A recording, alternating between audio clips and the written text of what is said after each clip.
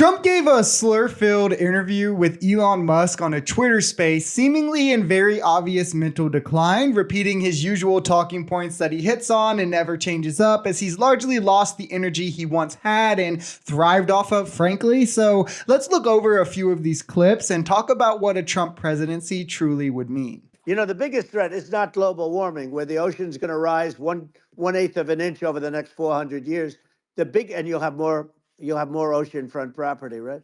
The biggest threat is not that. The biggest threat is nuclear warming. This is just a horrendously ignorant statement, and one that Trump really likes, as it's a line that he says every single time that climate change is brought up, as if it's not just stupid. I don't know, but per usual, it's also filled with its falsehoods. First, the US coastline is predicted to rise 10 to 12 inches in the next 25 years, let alone an eighth of an inch in the next 400 years or whatever he said. And that's more than it did in the previous 100 years combined. And maybe the wealthy like him could buy the waterfront property after it's all wiped out by the natural disasters like hurricanes and such that would be drastically worse. But our infrastructure costs would quickly rise to mediate the damages, meaning more in taxes for the average person. Coastlines are more likely to wash away. Non-coastal areas would then even be at risk for coastal storms. Flooding would be as much as 10 times more likely to occur. Coastal habitats will be lost, especially ones that provide invaluable ecosystem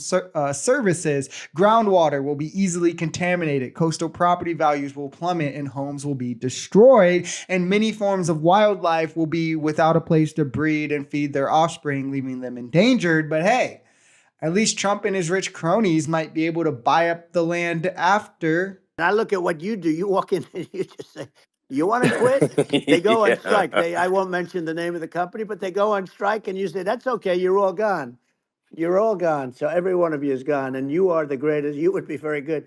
Oh, you would love it. I mean, these are two union-busting rich guys laughing at the damages they've caused workers and their families, income they've taken away from them for doing what should be their God-given right, and unionizing and striking for better working conditions and pay. And this is something that follows Elon everywhere. He fired Twitter employees for critical tweets, SpaceX employees over being critical. And again, the right loves to talk about people getting canceled, and they'll point to their tweets that get them canceled. Why are they not quick criticizing Elon? It's almost like they're just hypocrites. And also his Tesla employees that he fired for participating in union drives. And seeing as Trump's response is to offer him a position to do this in his administration, even saying that he's great and he'd love working for him because it would be similar, shows that Trump only further plans to take away these rights from workers and their ability to unionize and fight for better pay and conditions, and to give that power to the owners who already hold all the power in the imbalance.